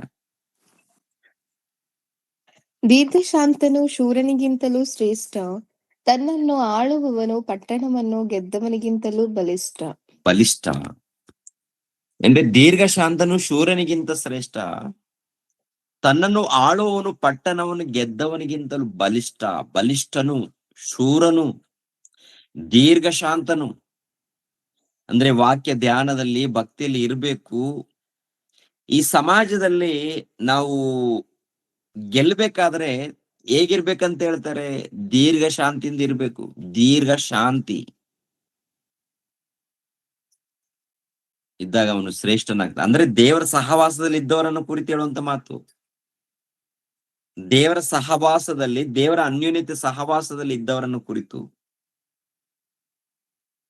ತನ್ನನ್ನು ಆಳುವವನು ಪಟ್ಟಣವನ್ನು ಗೆದ್ದವನಿಗಿಂತ ಬಲಿಷ್ಠ ಅಂತೆ. ಅಂದ್ರೆ ತನ್ನನ್ನು ಆಳುವವನು ಅಂತಂದಾಗ ತನ್ನ ಹೃದಯವನ್ನ, ತನ್ನನ್ನು ಸೈತಾನನು ಹೊರಗಡೆಯಿಂದ ಬಿಡ್ತಾ ಇದ್ದಾನಲ್ಲ ಬಾಣಗಳು, ಅದನ್ನ ಗೆಲ್ಲಬೇಕು. ಗೆಲ್ಲಬೇಕು ಪ್ರಿಯರೇ. ಗೆಲ್ಬೇಕಂದ್ರೆ ಅವನು ಕಣ್ಣಿಗೆ ಕಾಣಲ್ಲ. ಅವನು ಕಣ್ಣಿಗೆ ಕಾಣಲ್ಲ. ಅವನು ಬಿಡುವಂತ ಬಾಣಗಳು ಕೂಡ ಕಾಣಲ್ಲ. ಅದು ಅರ್ಥ ಆಗ್ಬೇಕಾದ್ರೆ ಮನೋನೇತ್ರಗಳು ಬೆಳಗಬೇಕು. ಬೆಳಗ್ಬೇಕಾದ್ರೆ ವಾಕ್ಯ ಬೇಕು. ಮನೋನೇತ್ರಗಳು ಬೆಳಗಿಸುವಂತ ವಾಕ್ಯಗಳು ನಮ್ಗೆ ಬೇಕು. ಈ ವಾಕ್ಯಗಳೇ ಹೇಳ್ತಾ ಇಲ್ಲ ಇವರು ಬೋಧಕರೆಲ್ಲರೂ. ಏನ್ ಮಾಡ್ತಾರಪ್ಪ ಅಂತ ನೋಡುವಾಗ, ಏಸಯ್ಯನ ನಂಬಿಕೊಳ್ಳಿ, ನಿಮ್ಗೆ ರೋಗ ಹೋಗುತ್ತೆ, ಉದ್ಯೋಗ ಬರುತ್ತೆ, ಸಂಪಾದನೆ ಬರುತ್ತೆ, ನಿಮ್ಗೆ ಕೂಡು ಸಿಗುತ್ತೆ, ನಿಮ್ಗೆ ಏನಪ್ಪಾ ಹೆಂಡತಿ ಸಿಗ್ತಾಳೆ, ಮಕ್ಕಳು ಸಿಗ್ತಾರೆ, ಎಲ್ಲ ಬಂದ್ಬಿಡ್ತಾರೆ. ಮತ್ತು ಲೋಕದಲ್ಲಿ ಹೇಗಪ್ಪ ಬಂದಿದ್ದಾರೆ? ಲೋಕದಲ್ಲಿ ಮದುವೆ ಮಾಡಿಕೊಂಡಿಲ್ವಾ ಯಾರು? ಲೋಕದಲ್ಲಿ ಯಾರು ಕೂಡ ಮಕ್ಕಳನ್ನ ಪಡೆದಿಲ್ವಾ? ಮತ್ತೆ ಲೋಕದಲ್ಲಿ ಯಾರು ಕೊಟ್ಟಿದ್ದಾರೆ? ನನ್ನ ಪ್ರಶ್ನೆ ಏನಪ್ಪಾ ಅಂದ್ರೆ, ಯೇಸು ಕ್ರಿಸ್ತರ್ ನಂಬಿಕೊಂಡ್ರೇನೆ ಉದ್ಯೋಗ ಬರುತ್ತೆ, ಯೇಸು ಕ್ರಿಸ್ತರ್ ನಂಬಿಕೊಂಡ್ರೆ ಎಲ್ಲ ಸಮಸ್ಯೆಗಳು ಪರಿಹಾರ ಆಗುತ್ತೆ, ಬೈಕ್ ಬರುತ್ತೆ, ಕಾರ್ ಬರುತ್ತೆ. ಒಬ್ಬನು ಹೇಳ್ತಾನೆ, ಪ್ರಾರಂಭದಲ್ಲಿ ಬೆಂಗಳೂರು ಪಟ್ಟಣಕ್ಕೆ ಬಂದಾಗ ದೊಡ್ಡ ಹೆಸರು ಪಡ್ಕೊಂಡಿದ್ದೇನೆ, ಇವಾಗ ದೊಡ್ಡ ಸಿಂಗರು. ಹೆಸರು ಹೇಳೋದ್ ಬೇಡ. ನಾನು ಹೋಗಿದ್ದೆ, ಆತ ಬಂದಿದ್ದ. ಸೈಕಲ್ಗಳು ಇಲ್ಲ, ಏನು ಚಿಕ್ಕ ಜೋಪಡಿ ಇರುತ್ತಲ್ಲ ಪ್ರಿಯರೇ, ಜೋಪಡಿಯಲ್ಲಿ ಇರ್ತಾರೆ. ಜೋಪಡಿಯಲ್ಲಿ ಏನು ಸೆಡ್ ಹಾಕೊಂಡು ಪ್ರಾರ್ಥನೆ ಕೂತ್ಕೊಳ್ತಾರೆ. ನಾನು ಹೋಗಿದ್ದೆ. ನಾನು ಹೋಗುವಂತ ಸಮಯದಲ್ಲಿ ಅವ್ರು ಏನೋ ಪರಿಚಯ ಇದ್ರೆ ಕರೆದಿದ್ರು. ಒಂದು 10 ನಿಮಿಷ ಮಾತಾಡಿ ಪಾಸ್ಟೆ ಅಂತ ಹೇಳಿ ಕೊಟ್ರೆ, ಅವ್ರು ಹೇಳೋದ್ ಮಾತೇನಂದ್ರೆ, ಅಮ್ಮ ಆದಷ್ಟು ಬೇಗ ದೇವ್ರು ನಿಮ್ಗೆ ಮನೆ ಕೊಡ್ತಾರೆ. ಬೈಕ್ ಇಲ್ವಲ್ಲ, ಬೈಕು ಕೊಡ್ತಾರೆ. ಕಾರ್ ಇಲ್ಲ, ಕಾರು ಕೊಡ್ತಾರೆ ದೇವ್ರು. ಅಂಥ ದೇವ್ರು ನಮ್ಮ ದೇವ್ರು. ನಂಬಿಕೊಳ್ಳಿ. ನೀವು ನಂಬಿಕೊಂಡ್ರೆ ನಿಮ್ಗೆ ಬೈಕ್ ಬರುತ್ತೆ, ಕಾರು ಬರುತ್ತೆ, ಮನೆ ಬರುತ್ತೆ, ಆರೋಗ್ಯವಾಗಿರ್ತೀವಿ. ಅಯ್ಯೋ, ಯೇಸು ಕ್ರಿಸ್ತರು ಬಂದಿದ್ದು ಇದಕ್ಕ. ಹಾಗಿದ್ರೆ ಲೋಕದಲ್ಲಿ ನಾವು ದುಡಿದು ಕಷ್ಟಪಟ್ರೆ ಬೈಕು ಸಂಪಾದನೆ ಮಾಡ್ಕೋಬಹುದು, ಮನೆ ಸಂಪಾದನೆ ದೊಡ್ಡ ದೊಡ್ಡ ಕೋಟ್ಯಾಧೀಶ್ವರರು ಇದ್ದಲ್ಲ, ಮುಖೇಶ್ ಅಂಬಾನಿ ರವರು, ಇನ್ನು ದೊಡ್ಡ ದೊಡ್ಡ ಕೋಟ್ಯಾಧೀಶ್ವರರು ಯೇಸು ಕ್ರಿಸ್ತರನ್ನ ನಂಬಿಕೊಂಡು ಜೀವಿಸ್ತಾ ಇದ್ದಾರ? ಯೇಸು ಕ್ರಿಸ್ತರನ್ನ ನಂಬಿಕೊಂಡು ಈ ಬೆಂಗಳೂರು ಪಟ್ಟಣದಲ್ಲಿ ದೊಡ್ಡ ದೊಡ್ಡ ಅಪಾರ್ಟ್ಮೆಂಟ್ಗಳು, ದೊಡ್ಡ ದೊಡ್ಡ ಭವನಗಳು, ದೊಡ್ಡ ದೊಡ್ಡ ಕೋಟ್ಯಾಧೀಶ್ವರರಿದ್ದಾರೆ. ಯೇಸು ಕ್ರಿಸ್ತರ ನಂಬಿಕೊಂಡಿದ್ದಾರಾ? ಇಲ್ವಲ್ಲ. ಮತ್ತೆ ಹೇಗ್ ಬಂತು ಕೋಟಿ ಕೋಟಿ ಹಣ? ಹೇಗ್ ಬಂತು ಭವನಗಳು, ಬಂಗ್ಲೆಗಳು? ಹೇಗ್ ಬಂದು ಅವರಿಗೆ ಕಾರುಗಳು? ಹೇಗ್ ಬಂದು ಅವರಿಗೆ ಆಸ್ತಿ, ಅಧಿಕಾರ, ಕುಟುಂಬ, ಮಕ್ಕಳು? ಹೇಗೆ? ಭೂಲೋಕದಲ್ಲಿ ದೇವರು ಎಲ್ಲರನ್ನ ಆಶೀರ್ವಾದ ಮಾಡಿದ್ದಾರೆ. ಎಲ್ಲರು ಕಷ್ಟಪಟ್ಟು ದುಡಿರಿ ಅಂತ ಹೇಳಿದ್ದಾರೆ. ಕಷ್ಟಪಟ್ಟು ದುಡಿದ್ರೆ 4 ಹಣ ಸಂಪಾದನೆ ಮಾಡ್ಕೊಡ್ತಾರೆ. ಕೂತ್ಕೊಂಡಲ್ಲಿ ಯಾವುದು ಬರಲ್ಲ. ನೀನ್ ದುಡಿಬೇಕು, ಶ್ರದ್ಧೆಯಿಂದ ದುಡಿಬೇಕು. ಏನ್ರಿ, ಶ್ರದ್ಧೆಯಿಂದ ದುಡ್ದಾಗ, ಪೈಸದ ಕೂಡಿಟ್ಟಾಗ ನೀನು ಕಾರು ಕೊಂಡುಕೊಳ್ಬಹುದು, ಬೈಕು ಕೊಂಡುಕೊಳ್ಬಹುದು, ಮನೆಯನ್ನು ಕೊಂಡುಕೊಳ್ಬಹುದು. ದೇವ್ ಕೊಟ್ಟದ್ದೇ. ಟೋಟಲ್ ಲೋಕನೇ ದೇವ್ರದು. ಲೋಕನೇ ದೇವ್ರದು. ಕಷ್ಟಪಡಿ ಮಗನೇ, ಕಷ್ಟಪಡ್ರಿ ಮಕ್ಕಳ್ರ, ನಿಮ್ಗೆ ಏನೇನ್ ಬೇಕೋ ಸಿಗುತ್ತೆ ಈ ಲೋಕದಲ್ಲಿ. ಪರಲೋಕ ಇಲ್ಲ. ಪರಲೋಕ ಬೇಕು ಅಂದ್ರೆ ನನ್ನ ರಾಜ್ಯದಲ್ಲ ಬರಬೇಕು, ನನ್ನ ಸಭೆಯಲ್ಲಿ ಸೇರಿಸಲ್ಪಡಬೇಕು. ಪರಲೋಕ, ನಿತ್ಯ ಜೀವ, ಶಾಶ್ವತವಾದಂತ ಲೋಕ. ಆ ಶಾಶ್ವತವಾದಂತ ಲೋಕವನ್ನು ಪಡಿಬೇಕಾದ್ರೆ, ನಿತ್ಯ ಜೀವವನ್ನು ಪಡಿಬೇಕಾದ್ರೆ, ಈ ಲೋಕದಲ್ಲಿ ನೀವು ನನ್ನ ಸಭೆಯಲ್ಲಿ ಬಂದು ಭಕ್ತಿಯಿಂದ ಜೀವಿಸಿ, ನಿಮ್ಮ ಭಕ್ತಿಯನ್ನ ಕಾಪಾಡಿಕೊಂಡು ಈ ಲೋಕದಲ್ಲಿ ನನ್ನ ಪ್ರೀತಿಯನ್ನು ಸಮಾಜಕ್ಕೆ ಪರಿಚಯ ಮಾಡ್ಬೇಕು. ಪರಿಚಯ ಮಾಡ್ಬೇಕಾದ್ರೆ ಈ ಲೋಕದಲ್ಲಿ ದುರಾತ್ಮನಿದ್ದಾನೆ, ಇನ್ನೊಬ್ಬರ ಬಳಿಯಿಂದ ಸೇರ್ಕೊಳ್ತಾನೆ. ಆ ರೀತಿ ಬಂದಾಗ ಅಲ್ಲಿ ಕಿರಿಕಿರಿ ಆಗುತ್ತೆ, ಶೋಧನೆಗಳು ಬರುತ್ತೆ. ಆ ಸಮಯದಲ್ಲಿ ನೀವು ಗೆಲ್ಬೇಕು.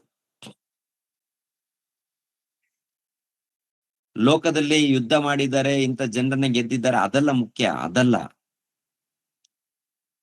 ಸೈತಾನನೊಟ್ಟಿಗೆ ಯುದ್ಧ ಇದೆ. ಅದಕ್ಕೆ ನಾನು ಜಯ ಹೊಂದಿದ್ದೀನಿ. ಜಯ ಹೊಂದಿ ತಂದೆಯ ಒಡನೆ ಕೂತ್ಕೊಂಡ ಪ್ರಕಾರ ನೀವು ಕೂಡ ಜಯ ಹೊಂದ್ರಿ.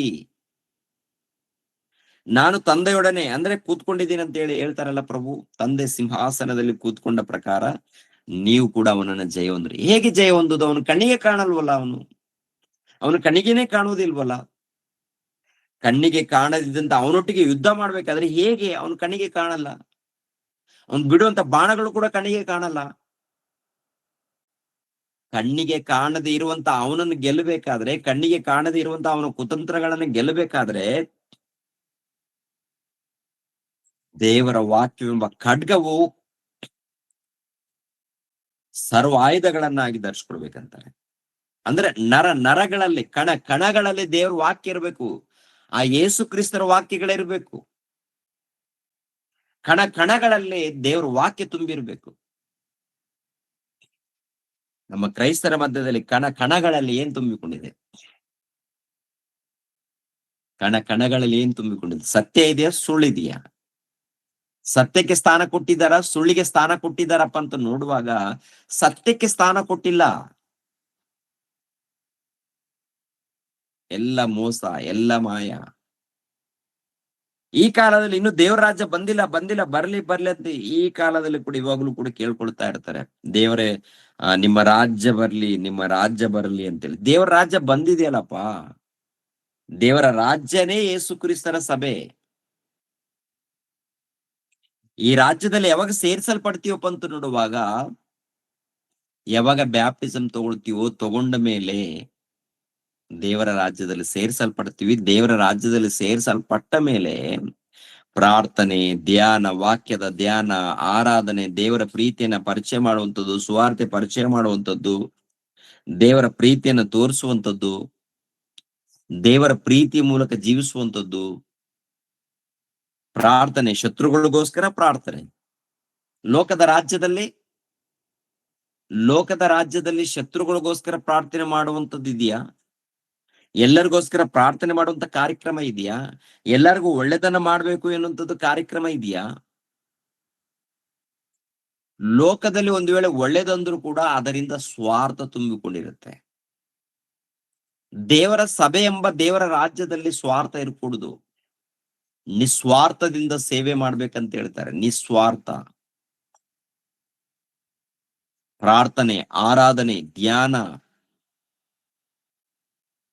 ಉಪಕಾರ, ಸಭೆ ಮೂಲಕ ನಡೆಯುವಂತ ಅನೇಕ ಕಾರ್ಯಕ್ರಮಗಳು, ಸಹಾಯದ ಕಾರ್ಯಕ್ರಮಗಳು, ಸುವಾರ್ತೆ ಕಾರ್ಯಕ್ರಮಗಳು, ಇದೆಲ್ಲ ನೋಡುವಾಗ ಪ್ರಿಯರ ದೇವರ ಪ್ರೀತಿ ಕಾಣುತ್ತೆ, ದೇವರ ಸಮಾಧಾನ ಕಾಣುತ್ತೆ, ಸಂತೋಷ ಕಾಣುತ್ತೆ, ಆನಂದ ಕಾಣುತ್ತೆ, ನೆಮ್ಮದಿ ಕಾಣುತ್ತೆ.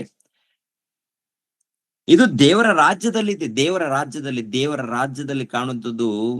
ಇದಕ್ಕೆ ಮುಖ್ಯವಾದದ್ದೇನಪ್ಪ ಅಂದ್ರೆ ದೇವರ ಪ್ರೀತಿ. ದೇವರ ಪ್ರೀತಿ ಎಂಬ ಖಡ್ಗ ಅದು. ದೇವರ ಪ್ರೀತಿ ಎಂಬ ಖಡ್ಗ ದೀರ್ಘ ಶಾಂತಿಯಿಂದ ಇದ್ರೆ ಶೂರನಿಗಿಂತ ಶ್ರೇಷ್ಠನಂತೆ. ತನ್ನನ್ನು ಆಳುವವನು ಅಂದ್ರೆ ಈ ಪ್ರೀತಿ ವಾಕ್ಯಗಳನ್ನ ತನ್ನ ಹೃದಯದಲ್ಲಿ ಸೇರಿಸ್ಕೊಂಡಾಗ ತನ್ನನ್ನು ತಾನು ಆಳ್ವಿಕೆ ಮಾಡ್ಬೇಕು. ಅಂದ್ರೆ ಹೇಗೆ ಆಳ್ವಿಕೆ ಮಾಡ್ತೀವಿ? ಮೊಟ್ಟ ಮೊದಲು ನನ್ನನ್ನ ನಾನು ಆಳ್ವಿಕೆ ಮಾಡ್ಬೇಕು. ನಾನು ಹೇಗೆ ಬದುಕ್ಬೇಕು, ಹೇಗೆ ಜೀವಿಸ್ಬೇಕು, ಹೇಗೆ ಮಾತಾಡ್ಬೇಕು, ಹೇಗೆ ನಡ್ಕೊಳ್ಬೇಕು, ಆಮೇಲೆ ಹೊರಗಡೆ ಹೇಗಿರ್ಬೇಕು, ಸಭೆಯಲ್ಲಿ ಹೇಗಿರ್ಬೇಕು, ಕುಟುಂಬದಲ್ಲಿ ಹೇಗಿರ್ಬೇಕು. ತನ್ನನ್ನ ತಾನು ಆಳುವವನು. ಪಟ್ಟಣವನು ಅಂದ್ರೆ ಒಂದು ಪಟ್ಟಣವನ್ನ ಗೆದ್ದವನಿಗಿಂತಲೂ ಬಲಿಷ್ಠನಂತಾರೆ. ಗೊತ್ತಾ? ಒಂದು ಪಟ್ಟಣ ಗೆಲ್ಲಬೇಕಾದ್ರೆ ಎಷ್ಟು ಶಕ್ತಿ ಇರ್ಬೇಕು ಪ್ರೇರೆ? ಒಂದು ಪಟ್ಟಣವನ್ನ ಗೆಲ್ಲಬೇಕಾದ್ರೆ ಎಷ್ಟು ಯುದ್ಧ ನಡಿಬೇಕು ಏನ್ರಿ? ಒಂದು ಪಟ್ಟಣವನ್ನ ಗೆದ್ದವನಿಗಿಂತ ಯಾರು ಬಲಿಷ್ಠನಂತೆ? ತನ್ನನ್ನು ತಾನು ಆಳ್ವಿಕೆ ಮಾಡುವವನು ಬಲಿಷ್ಠನಂತೆ. ಅದು ಏಸು ಕ್ರಿಸ್ತರ ಮೂಲಕ ಗೊತ್ತಾಗತ್ತೆ. ಏಸು ಕ್ರಿಸ್ತರ ಸಭೆಯ ಮೂಲಕ ಗೊತ್ತಾಗತ್ತೆ. ಏಸು ಕ್ರಿಸ್ತರ ವಾಕ್ಯದ ಮೂಲಕ ಗೊತ್ತಾಗುತ್ತೆ. ಆ ಯೇಸು ಕ್ರಿಸ್ತರ ವಾಕ್ಯವನ್ನ ತಿಳಿದುಕೊಂಡು ದೇವರ ರಾಜ್ಯದಲ್ಲಿ ಸೇರಿಕೊಂಡಾಗ ಅದನ್ನ ಹೇಗೆ ನಾವು ಗೆಲ್ಲಬೇಕು, ಹೇಗೆ ಯುದ್ಧ ಮಾಡ್ಬೇಕು ಗೊತ್ತಾಗುತ್ತೆ. ಯುದ್ಧದಲ್ಲಿ ಏನ್ರಿ? ಸೈತಾನನೊಟ್ಟಿಗೆನೆ ಯುದ್ಧ. ಅಣ್ಣ ತಮ್ಮ ಭೂಲೋಕದಲ್ಲಿದ್ದಂತ ಮನುಷ್ಯರೊಟ್ಟಿಗೆಲ್ಲ, ಮನುಷ್ಯರು ಅಣ್ಣ ತಮ್ಮಂದಿರು, ಅಕ್ಕ ತಂಗಿಯರು. ಮನುಷ್ಯರ ಮಧ್ಯದಲ್ಲಿ ಏನ್ರಿ ಯುದ್ಧಗಳು ಅಂದ್ರೆ ಸೈತಾನನು ಬಿಡುವಂತ ಬೆಂಕಿ ಬಾಣಗಳೇ ಪಾಪದ ಕಾರ್ಯಕ್ರಮ. ಆದ್ದರಿಂದ ಅವನು ಬಿಡುವಂತ ಬಾಣಗಳನ್ನ ಮುರಿಬೇಕು, ಗೆಲ್ಲಬೇಕು.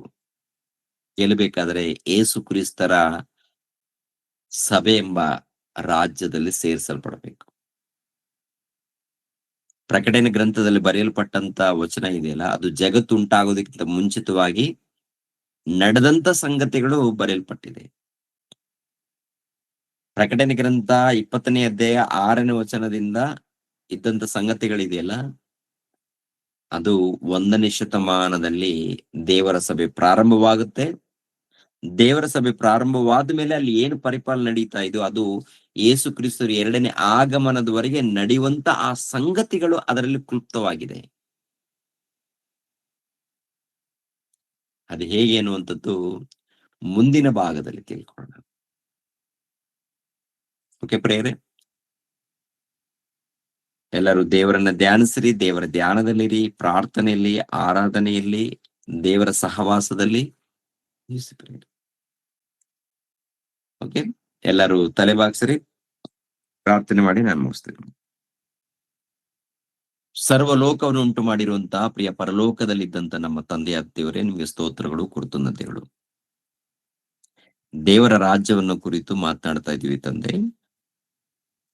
ಮಾತನಾಡುವಾಗ ಸಂಪೂರ್ಣವಾದಂತ ಜ್ಞಾನ ದಯಪಾಲಿಸಿ ತಂದೆ. ಇದ್ದದ್ದು ಇದ್ದ ಹಾಗೆ ಎಲ್ಲರಿಗೂ ಅರ್ಥ ಆಗುವಂತ ರೀತಿಯಲ್ಲಿ ಮಾತನಾಡುವುದಕ್ಕೆ ಸಹಾಯ ಮಾಡಿ, ಎಲ್ಲರೂ ಅರ್ಥ ಮಾಡಿಕೊಳ್ಳೋದಕ್ಕೆ ಸಹಾಯ ಮಾಡಿ ತಂದೆ.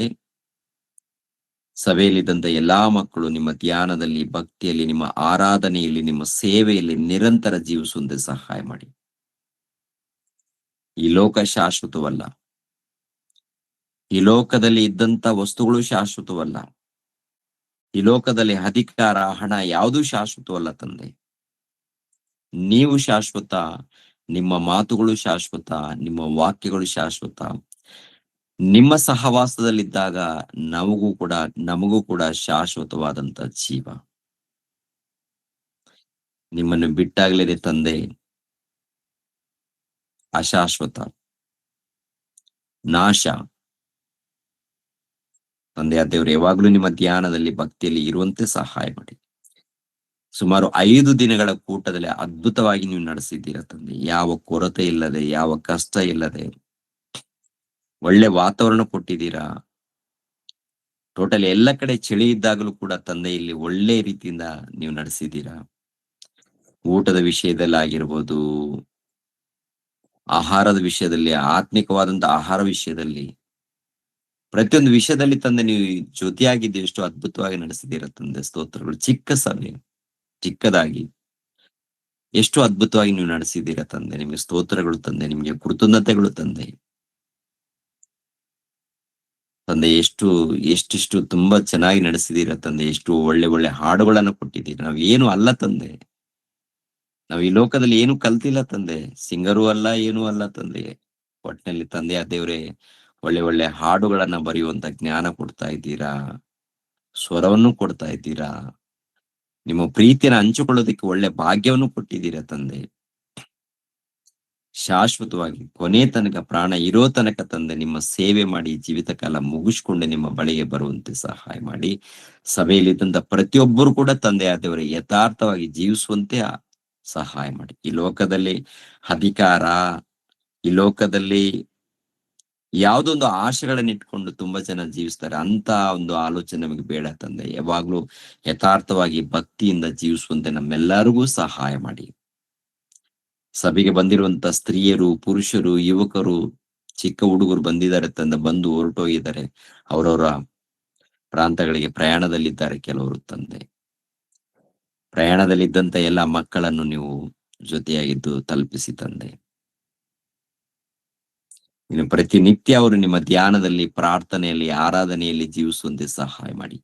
ಈ ಕಾರ್ಯಕ್ರಮದ ನಿಮಿತ್ತವಾಗಿ ಎಷ್ಟು ಮಂದಿ ನಿಮ್ಮ ಮಕ್ಕಳು ಕೆಲಸ ಮಾಡಿದಾರಲ್ಲ ತಂದೆ, ಅವರೆಲ್ಲರನ್ನು ನೀವು ಹೆಸರುಗಳಿಂದ ಆಶೀರ್ವದಿಸಿ. ಅದೇ ರೀತಿಯಲ್ಲಿ ವಾಕ್ಯಗಳನ್ನು ಹೇಳಿರುವಂತ ಹಂಚಿಕೊಂಡಿರುವಂತ ನಿಮ್ಮ ಮಕ್ಕಳನ್ನು ಆಶೀರ್ವದಿಸಿ. ಅದೇ ರೀತಿಯಲ್ಲಿ ಆರ್ಥಿಕ ಸಹಾಯವನ್ನು ನೀಡಿರುವಂತ ಮಕ್ಕಳನ್ನು ಆಶೀರ್ವದಿಸಿ. ಇನ್ನು ಹೆಚ್ಚಾಗಿ ಅಭಿವೃದ್ಧಿ ಮಾಡಿ ತಂದೆ. ಈ ಕರ್ನಾಟಕದಲ್ಲಿ ಪ್ರತಿ ಸ್ಥಳದಲ್ಲಿ ಸತ್ಯವಾದ ಸುವಾರ್ತೆ ತಲುಪಿಸಬೇಕು ತಂದೆ. ನಿಮ್ಮ ಮಕ್ಕಳಾಗಿರುವಂತ ನಾವು ಒಗ್ಗಟ್ಟಾಗಿದ್ದು, ಒಂದಾಗಿದ್ದು, ಏಕ ಅಭಿಪ್ರಾಯದಲ್ಲಿ